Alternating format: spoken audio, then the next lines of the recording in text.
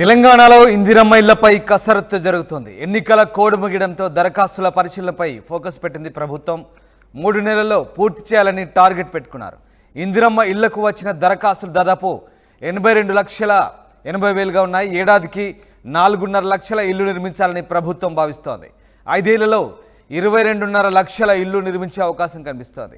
అధికారులకు లబ్ధిదారుల ఎంపిక సవాల్గా మారింది. ఇతర రాష్ట్రాల్లో గృహ నిర్మాణ పథకాలపై అమలు చేస్తున్న తీరును అధ్యయనం చేయాలంటూ అధికారులకు ప్రభుత్వం ఆదేశాలు ఇచ్చింది. దరఖాస్తులతో పోలిస్తే మంజూరు చేసే ఇళ్ల సంఖ్య తక్కువగా ఉండడంతో లాటరీ విధానంలో లబ్ధిదారులను ఎంపిక చేయాలని ప్రభుత్వానికి అధికారులు ప్రతిపాదనలు పంపారు. సాధ్యమైనంత త్వరగా లబ్ధిదారుల ఎంపిక పూర్తి చేస్తామంటూ అధికారులు చెప్తున్నారు. గతంలో ఉన్న డబుల్ బెడ్రూమ్ ఇళ్ల స్థానంలో కాంగ్రెస్ ఇందిరమ్మ ఇళ్ల పథకాన్ని ప్రవేశపెట్టింది.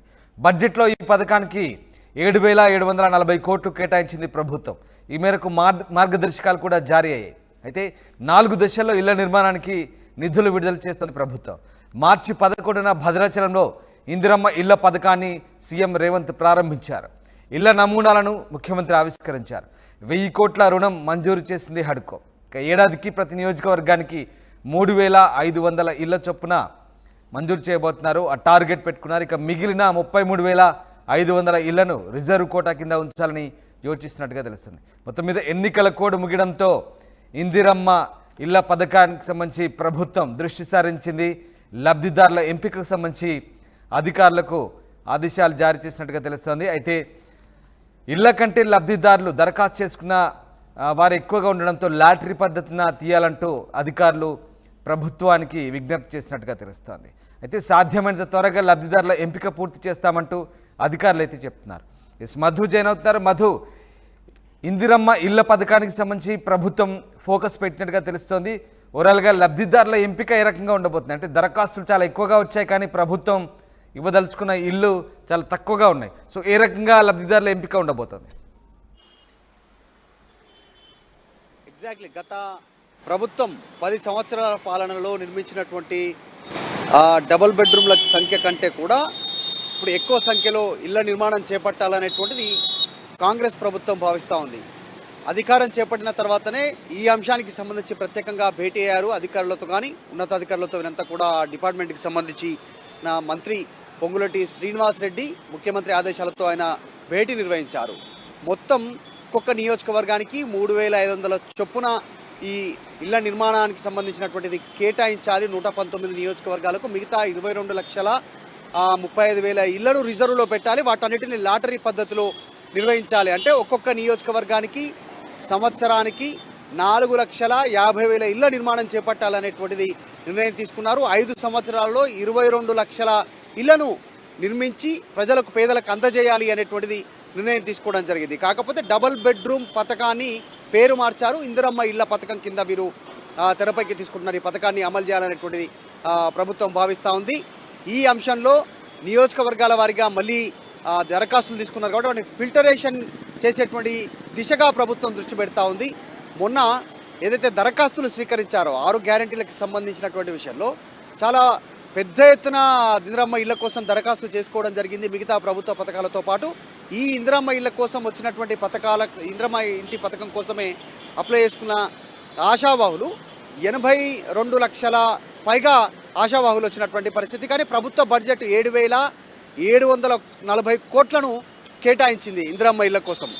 ఈ బడ్జెట్ అలొకేషన్లో కేవలం 22 లక్షలకు పైగా ఇళ్లను మాత్రమే నిర్మాణం చేయడానికి, అది కూడా సంవత్సరానికి 4,50,000 చొప్పున, మొత్తం 5 సంవత్సరాలకు 22 లక్షల చొప్పున ఇళ్లను నిర్మాణం చేపట్టాలనేటువంటిది. దరఖాస్తుదారుల సంఖ్య చూస్తేనేమో దానికి 4 గింతలు ఉంది. ప్రభుత్వం తీసుకున్నటువంటి బడ్జెట్ అలొకేషన్ ఇచ్చినటువంటి దాని మీద 4 గింతలు లబ్ధిదారులు, అంటే ఎవరైతే ఆశావాహులు ఉన్నారో, మేమందరం లబ్ధిదారులం అనుకుంటున్నారో వాళ్ళు అప్లై చేసుకున్నారు. దాన్ని ఫిల్టర్ చేయడమే ప్రభుత్వం ముందున్నటువంటి అతిపెద్ద సమస్య.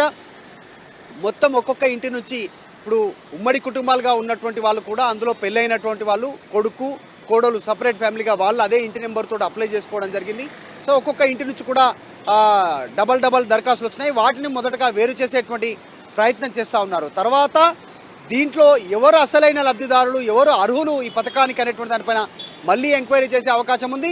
ఈ డబుల్ బెడ్రూమ్ ఇళ్ళకి సంబంధించినటువంటి పథకాన్ని ఇందిరమ్మ పథకం కింద అమలు చేస్తూ ఉన్నారు కాబట్టి ఇందిరమ్మ ఇల్లు కింద ఇతర రాష్ట్రాల్లో అమలవుతున్నటువంటి ఇంటి నిర్మాణాలు ఎలా ఉన్నాయనేటువంటి దాన్ని కూడా ఒక బృందం ప్రత్యేకంగా వెళ్ళి పరిశీలించేటువంటి అవకాశం ఉంది. సో మొత్తానికి మళ్ళీ అతి త్వరలోనే దీనిపైన రివ్యూ ఉండే అవకాశం ఉంది.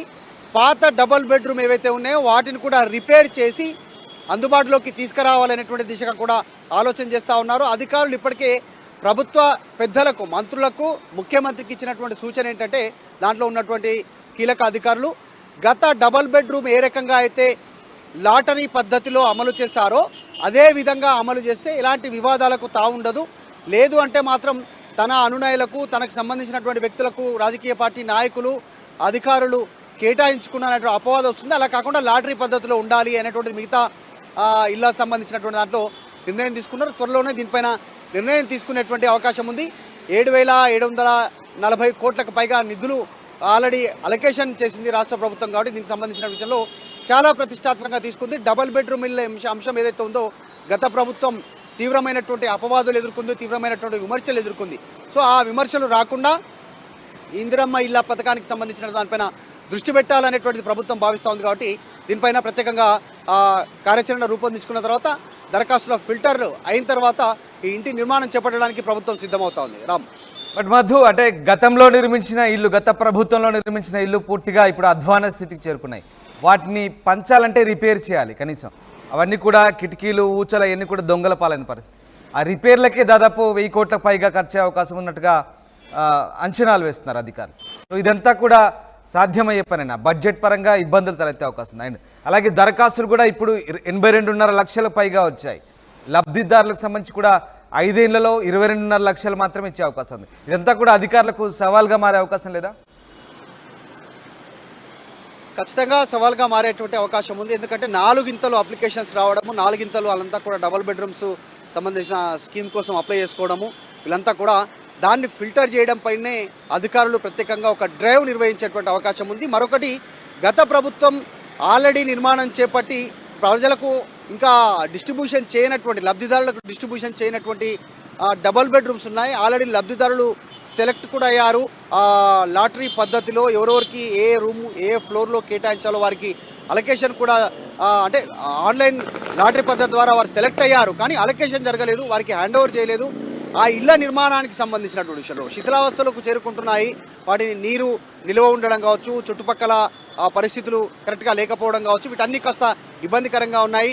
తర్వాత గోడలు, తర్వాత డోర్లు, కిటికీలు వీటన్నిటిని రిపేర్ చేసి మళ్ళీ ఇవ్వాలి అనేటువంటిది లబ్ధిదారులు ఆందోళన చేస్తూ ఉన్నారు. పలు జిల్లాల్లో కూడా మనం చూసాం. రీసెంట్గా ఈ ప్రభుత్వం ఏర్పడిన తర్వాత కూడా ఆల్రెడీ కంప్లీట్ అయ్యి లాటరీ పద్ధతిలో కేటాయించినటువంటి మా ఇల్లు ఉండడానికి అనుకూలంగా లేవు, ప్రభుత్వమే రిపేర్ చేసి అంతా సరిచేసి ఇవ్వాలనేటువంటి ఆందోళనలు పలు ఏరియాలో చేస్తూ ఉన్నారు. కాబట్టి దీనిపైన కూడా ప్రభుత్వం అధికారులను ఆదేశించేటువంటి అవకాశం ఉంది. రిపేర్ చేసిన తర్వాత లబ్ధిదారులకు ఇవ్వాలనేటువంటిది. దాని తర్వాతనే ఈ ఫిల్టర్ చేయడమే ప్రభుత్వం ముందు ఉన్నటువంటి అతిపెద్ద సమస్య. 82 లక్షలకు పైగా వచ్చినటువంటి అప్లికేషన్లలో అసలైన లబ్ధిదారులు ఎవరు అర్హులు అందుకు అనేటువంటిది దానిపైన దృష్టి పెట్టి దాన్ని ఫిల్టర్ చేసిన తర్వాత ఎలా నిర్మాణ ప్రక్రియ ప్రారంభమయ్యే అవకాశం ఉంది.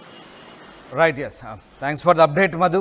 ఇది మొత్తం మీద ప్రభుత్వం అయితే ఇందిరమ్మ ఇళ్ల నిర్మాణానికి సంబంధించి ఫోకస్ పెట్టింది. లబ్ధిదారుల ఎంపిక 3 నెలల్లో పూర్తి చేయాలంటూ, దరఖాస్తులను పూర్తి స్థాయిలో పరిశీలించాలంటూ టార్గెట్ పెట్టింది. ఏడాదికి 4.5 లక్షల ఇల్లు నిర్మించాలంటూ ప్రభుత్వం నిర్ణయించుకుంది. అయితే ప్రస్తుతానికి లబ్ధిదారుల ఎంపిక అధికారులకు సవాల్గా మారిందని చెప్పొచ్చు. ఇతర రాష్ట్రాల్లో అమలు చేస్తున్న గృహ నిర్మాణ పథకాలపై అధ్యయనం చేయాలంటూ అధికారులకు ప్రభుత్వం అయితే ఆదేశాలు ఇచ్చింది.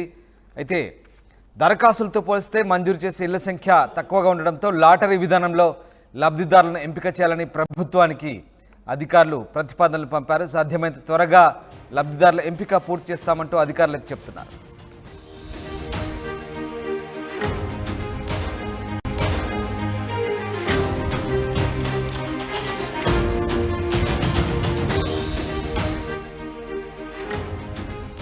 తెలంగాణలో ఇందిరమ్మ ఇళ్లపై కసరత్తు జరుగుతోంది. ఎన్నికల కోడ్ ముగియడంతో దరఖాస్తుల పరిశీలనపై ఫోకస్ పెట్టింది ప్రభుత్వం.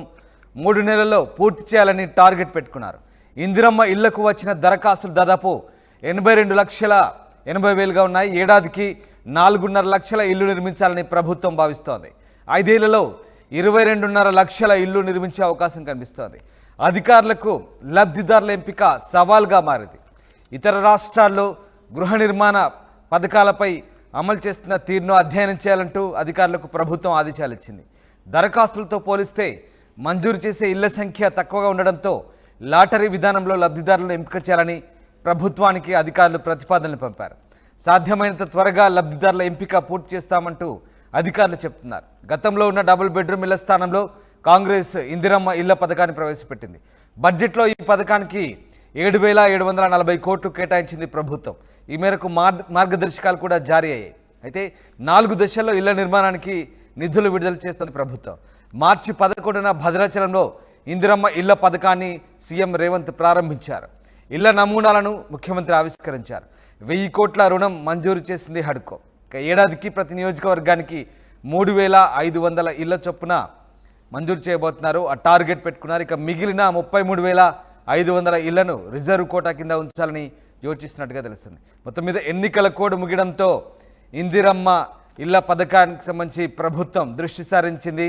లబ్ధిదారుల ఎంపికకు సంబంధించి అధికారులకు ఆదేశాలు జారీ చేసినట్టుగా తెలుస్తోంది. అయితే ఇళ్ల కంటే లబ్ధిదారులు దరఖాస్తు చేసుకున్న వారు ఎక్కువగా ఉండడంతో లాటరీ పద్ధతిన తీయాలంటూ అధికారులు ప్రభుత్వానికి విజ్ఞప్తి చేసినట్టుగా తెలుస్తోంది. అయితే సాధ్యమైనంత త్వరగా లబ్ధిదారుల ఎంపిక పూర్తి చేస్తామంటూ అధికారులు అయితే చెప్తున్నారు. మధు జైన్ అవుతున్నారు. మధు, ఇందిరమ్మ ఇళ్ల పథకానికి సంబంధించి ప్రభుత్వం ఫోకస్ పెట్టినట్టుగా తెలుస్తోంది.